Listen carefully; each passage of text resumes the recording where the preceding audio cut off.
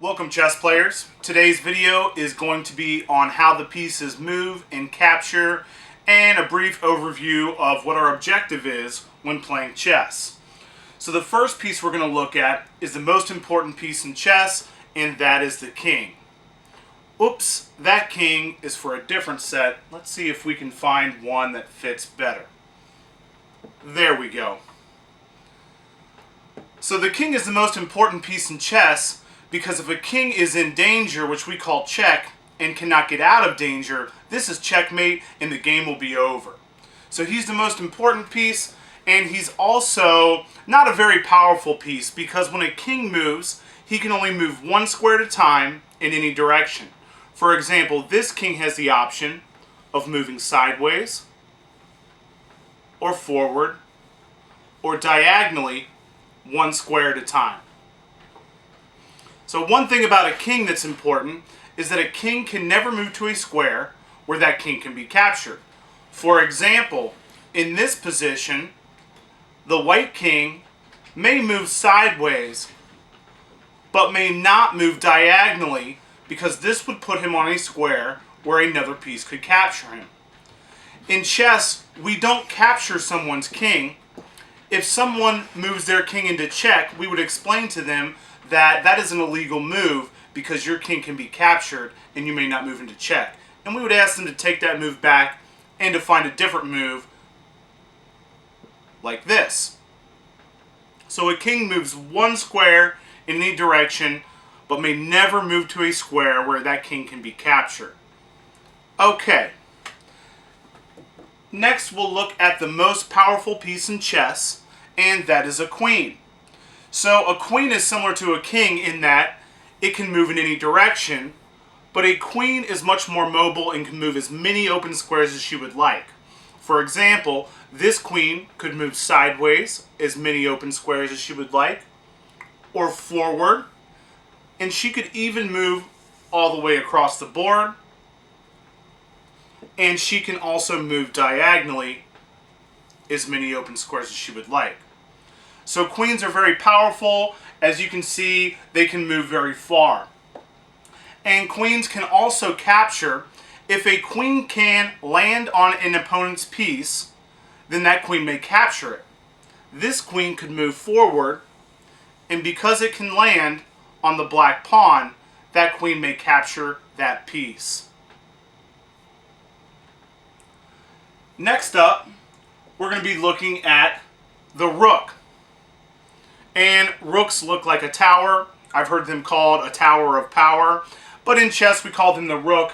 And rooks move horizontally and vertically like the queen, but they may not move diagonally. They must stay on straight lines. For example, this rook could move sideways as many open squares as it would like, or forward as many squares as it would like.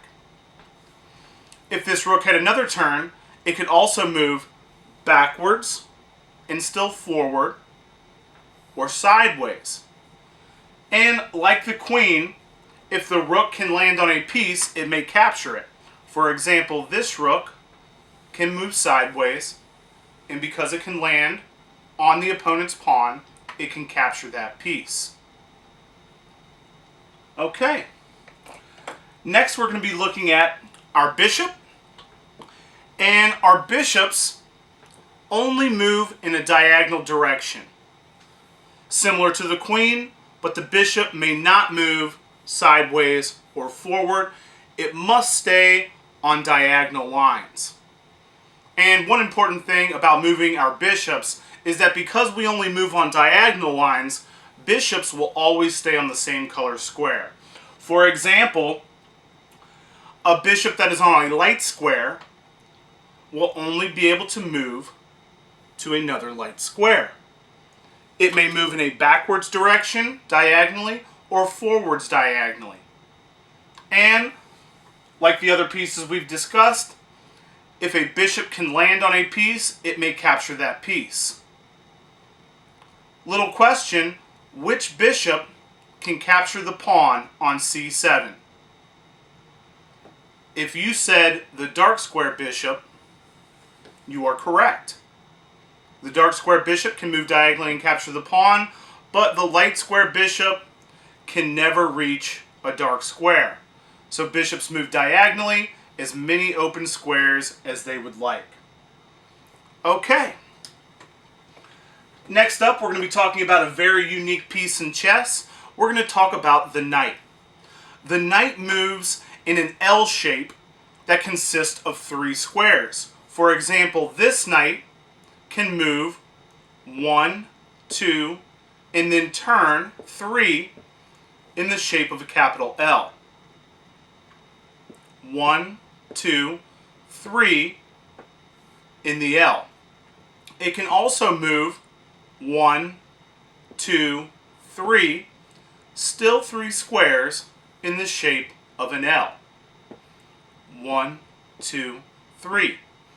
It can also move in a backwards direction as long as it moves in that L shape. For example, 1, 2, 3, or 1, 2, 3.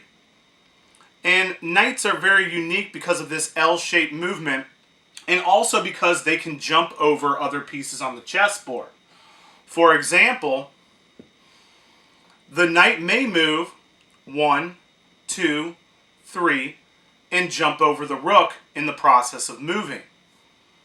It can also jump over its own pieces. For example, it could go 1, 2, 3. So knights are the only piece in chess that can jump, and similar to the other pieces, if it can land on a piece, it can capture it. For example, this knight could move 1, 2, 3, and because it landed on the pawn, it may capture that pawn. So one fun thing we can do is set up a knight in the center of the board and then try to put a pawn on every square that this knight can jump to. Feel free to pause the video and put a black pawn on every square this knight can jump to. I'll give you a second, and if we were to put a pawn on every square that knight can jump to, let's take a look. The knight could go 1, 2, 3. We'll place a pawn there. 1, 2, 3. 1, 2, 3. 1, 2, 3. And so on. And once we place all of our pawns where this knight can move, we will see that a knight can go to pretty many squares. If a knight's in the center of the board, he can move to 8 different squares. And what shape do those pawns make? It's a circle.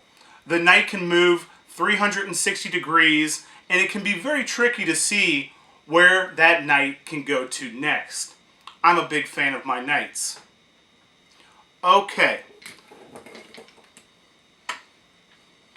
Next up, we'll be talking about the pawns. The pawn is not a powerful piece in chess, but it has great potential. And I'll show you what I mean. We'll set up our pawns across the 2nd and the 7th rank.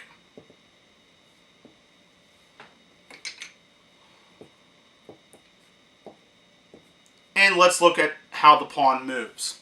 So when moving a pawn, pawns move 1 square in a forward direction. Every pawn moves forward and never backwards.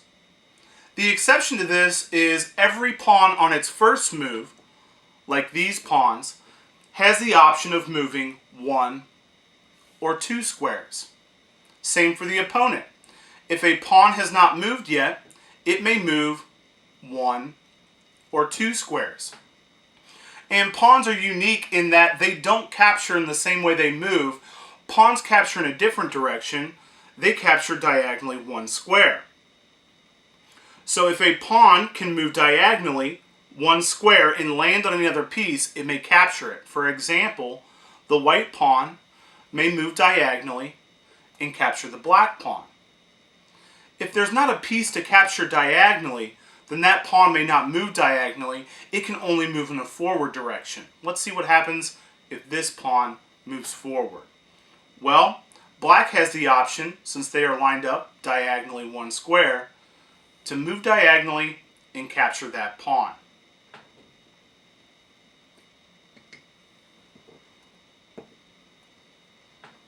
Okay, chess players, I hope you enjoyed the video on how the pieces move, and stay tuned for our next video on our first game of chess. Thanks for tuning in, and please check us out on our website, ccpf.org. Thanks, we'll see you next time.